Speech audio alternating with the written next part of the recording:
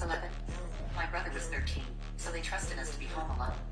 I'll never forget Ryan's face when they told us. He looked absolutely crushed. It was from then on that our relationship seemed to change. Ryan became distant and withdrawn. He was quicker to anger and didn't seem to want to be around me. At the time, I figured it was part of him becoming a teenager. While this behavior continued for the next 5 years, it was only around 3 months ago when his behavior began to get stranger. It started after he finished his senior year of high school.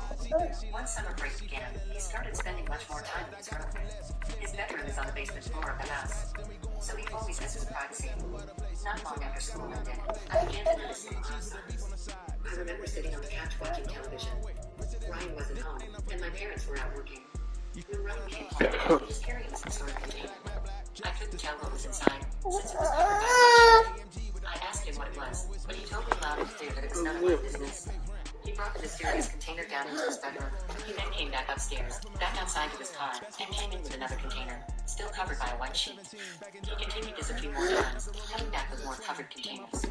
At this point, I was extremely curious. Not long after school ended, I began to notice some odd signs. I remember sitting on the couch watching television. Ryan wasn't home, and my parents were out working. When Ryan came home, he was carrying some sort of container. I couldn't tell what was inside, since it was covered by a white sheet. I asked him what it was, but he told me loud and clear that it was none of my business. He brought the mysterious container down into his bedroom. He then came back upstairs, back outside to his car, and came in with another container, still covered by a white sheet. He continued this a few more times, coming back with more covered containers. At this point, I was extremely curious, but I didn't want to upset him by asking again. Once he finished retrieving the containers, he went back to his car and returned with more stuff. This time he came back with many bags of food and bottled water. All of the foods were non-perishables, like bread, canned goods, and crackers. Finally, he went downstairs and locked the door. I was confused, but I wasn't very concerned. I began to get alarmed the next day when he still hadn't left his room. I love you, Bubba. I knocked on his door, hearing him shout for me to go away. I tried pulling it open, but it wouldn't budge. I must have did something to lock it from the inside. Eventually, my parents got concerned too. They tried to open the door, but Ryan convinced them not to care. He told them that he was an adult and that he had food and water to sustain himself. They gave in, not wanting to argue after a long day of work. I, however, refused to give up. Every day I tried to convince him to get out, but he always yelled at me to go away. Finally, about a month later, I gave up. Another month went by and Ryan still hadn't left his room. None of us tried to get him out since we knew he would just end up yelling at us. During the night, my mind went out and wanted to think about Ryan. As time went on, my thoughts became more and more paranoid, and I began to get worried. It was around the 2-month mark when I decided enough was enough. I woke up early that morning and couldn't fall back asleep. My parents were working, and it was just me and Ryan. I crept down the stairs and walked towards the door to Ryan's room. I knocked gently. Silence. I knocked harder, but still got no response.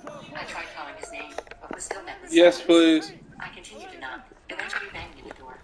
Getting really scared, I put my ear to the door and noticed something.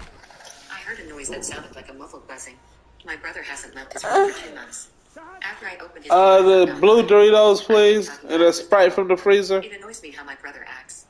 He was the worst brother I could ever ask for. That is, until I opened his door. Throughout both of our childhoods, we were... The sun has to be right behind the...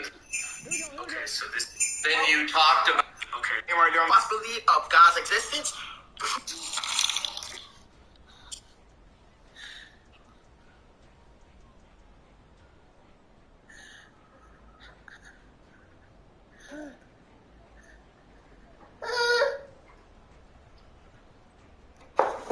Thank you. I might have a Madden game soon. I'm about to put your show back on for you.